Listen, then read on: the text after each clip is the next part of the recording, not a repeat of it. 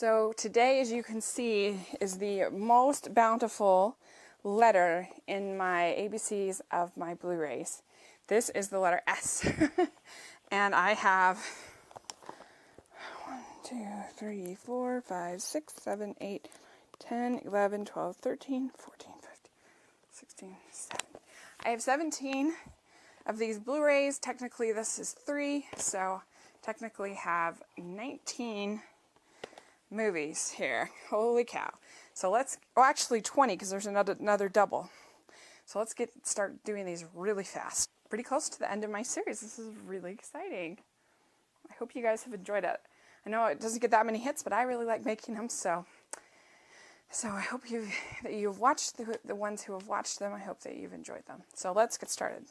First one I have is Saving Mr. Banks. I realize that this is a Hollywood version of The Truth, but for the story that it tells, I think it does it so well. I love the performances, and the ending made me think about my life in a way that I love when movies do. When he says that he's tired of remembering it that way and he wants to remember it a different way, it really impacted me, and it's something that I've thought about ever since, and I love it. I love the relationship it shows between an artist and their work. I love Mary Poppins, so that's probably part of it.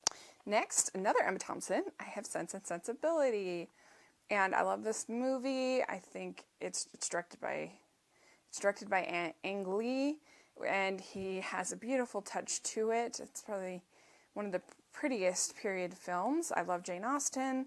I think the casting is really good. I think Hugh Grant is probably the only thing that's a little strange in the casting, but you gotta love Emma Thompson, Kate Winslet.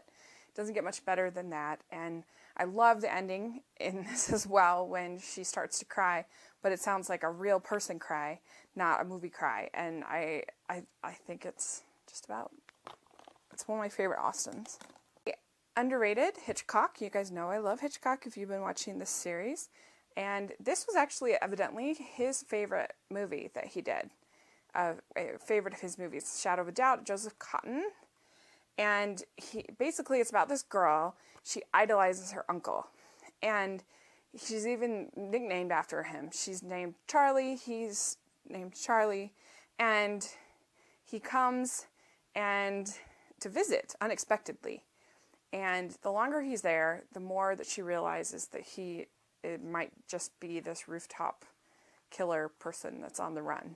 And so it becomes really tense and scary, and it's so well acted and so well shot. It's definitely one of his hidden gems. If you haven't seen it, take a look at Shadow of a Doubt. Next, I have The Shining. I talked about this on a lot of other videos. This is the only horror movie that I like. It's so scary, but it's about a man basically going crazy because he's locked up in this he's isolated, and it makes his mind go nuts. And there's a lot of symbolism, there's a lot of artistry in the movie, so it gives you something to think about, or as opposed to other horror films, which is just about the blood and gore and everything. And it's all contained within this one person is what makes it scary, as opposed to some outward source of thing that's out of their control. I know, to me that makes it different than a lot of other horror movies. It's super scary, but I think it's super well made and interesting, and something that makes you think, much better than any other horror movie that I've ever seen, at least. I haven't seen that many, to be honest, but there you go. I like to have one movie in every genre that I can pull out and be like, how about watch this one? And so I try. Next, I have another underrated movie. This is The Slipper and the Rose. It is a musical version from the 70s about Cinderella, and it's really hilarious. The songs are by the Sherman Brothers from Disney fame. They're hilarious, and it's just a really great take on the Cinderella story. I have a full review that I did on this channel that I'll put a link down below if you want to learn more about The Slipper and the Rose. Okay, next I have Sleeping Beauty, and I'll put my review from my blog of Sleeping Beauty on here, and watch this. If you watched Maleficent and watch this instead, you'll realize what they did to the character of Maleficent in that movie. You should watch my Maleficent rant from earlier in the year. I love this movie. I think it's got Sleeping Beauty's best. I think it's got Disney's best prince. I think she's one of the best, Maleficent is one of the best villains. She's very intimidating. She almost wins. I think the fairies are charming. I think it's got an incredible visual style. It took them a decade to make. I love it, and it is definitely one of the best. I have Skyfall. In my personal opinion, I think that the Daniel Craig Bonds are the strongest of any of the Bond movies. And I know everybody doesn't share that view, but that's my view. I think because they make Bond feel like a real person. Like he actually has emotions and he has relationships, and I just think it's much more entertaining, and the stunts are so good and they're so well done, and the stories are interesting. What's going to happen? I think there's always been a really good villain. In Skyfall, there's a really good villain with Javier Bardem. And it's just I really like Judi Dench in these movies is really good. And that's kind of a surprise in this one. So I just think that they are great James Bond movies. Next, I have The Silver Linings Playbook. I think this is such a well-written movie. It's funny, it's heartfelt, it's got interesting characters with layers. I like all the performances. It develops a whole bunch of different characters, not just one or two. It's a lot of movies at the same time. It does all those movies well. It's a personal character study. It's romantic comedy. It's a dance movie. It's all of these things all in one. And I think it does all those things really well. Of course, I love Jennifer Lawrence. I like Bradley Cooper in it. Robert De Niro is really good in it. It's just definitely one of my favorite. It does have a lot of language, so beware. Okay, next I have Singing in the Rain, and definitely one of the best musicals ever made. It's so good. And it, of course, Gene Kelly, Debbie Reynolds, Donald O'Connor, about the advent of the talking picture. It's hilarious. The ballets are amazing within the movie, and it's just kind of movie that you never see anymore because we don't have that kind of dance, that kind of music in movies anymore. So this is just so great. Okay, next we have Sister Act and Sister Act 2. And they're both really satisfying, funny movies. Good ensemble casts. It's a really silly concept, but the characters are so likable. It's so well written. The music is so good that makes up for a lot of the silliness of the story. So it just goes to show that you can have a really, really silly premise, and if your performances are likable and you have, an entertaining script, you have entertaining songs in this case, then you can still make a good movie. And I think Sister Act 2 is also really good. It's got Lauryn Hill. She's amazing. She sings His Eyes on the Sparrow, and it just, I love it so much. Next, I have Slumdog Millionaire. It's one of my favorite movies. It would definitely be in my top 20, probably, favorite movies. It's so beautiful. The colors, the introduction to a different place that I've never been is beautiful. I love how the couple maintains their innocence in a way through all of the chaos that surrounds them. It's brutal. It's hard to watch at times, but there's always that hope because of the love of the couple. And I love that there's always hope. And I just think it's one of the most immersive, interesting, beautiful movies I've ever seen.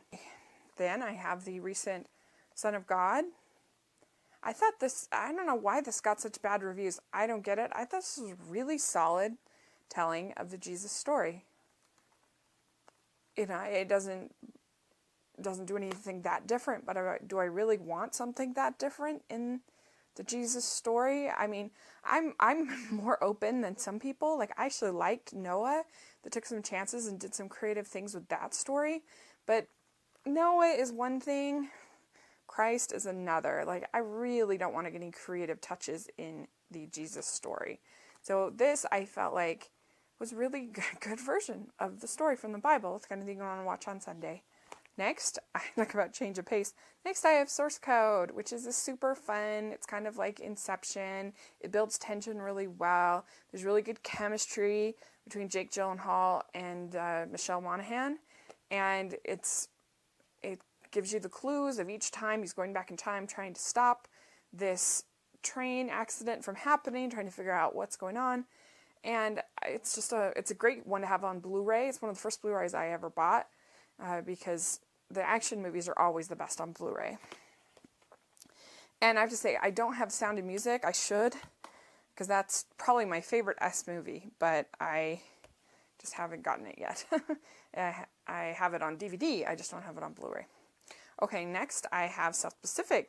This just became available on Blu-ray, and it's a pretty awesome 4-disc set. It has the Blu-ray, and then the Blu-ray bonus features. It has the DVD and then the DVD bonus features. And it's got the Roger Hammerstein score, and you got the digital HD with the purchase. And there's a couple of songs I don't care for, but Enchanted Evening, Great Chemistry. Probably not my favorite Roger Hammerstein, like I said, Sound of Music would be, but I don't have that one yet. But this is really solid. It's really Jam. And I guess I'm just learning that a lot of people hate this movie. I think it's fun. I enjoy it. I think it's funny. I think Michael Jordan's actually pretty charming and has a pretty good personality for the movies, unlike other athletes like Shaq and Kazam or something. I like the Looney Tunes. They're like my favorite. And there's a couple things I don't like in it, but all in all, I like it. I think it's funny. What can I say? And I like the Looney Tunes. So there's Space Jam for you.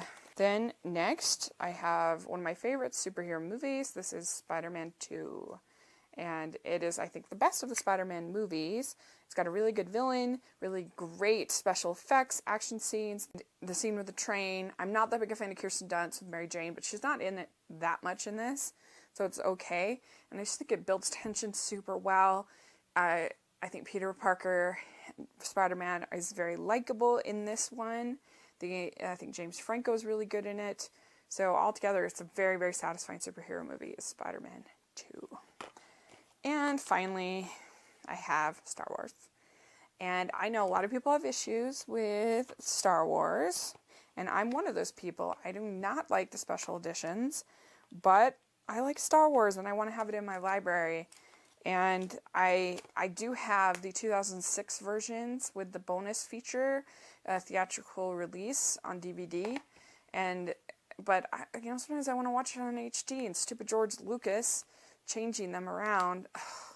It's so annoying, but it's really only about it's only a couple scenes, and I kind of fast forward them, and like I said, it's not my favorite that he made those changes, but I still like Star Wars, and I still want to have it as part of my library.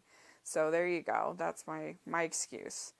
But you do get in the set, you get the Blu-rays and the DVDs for all three.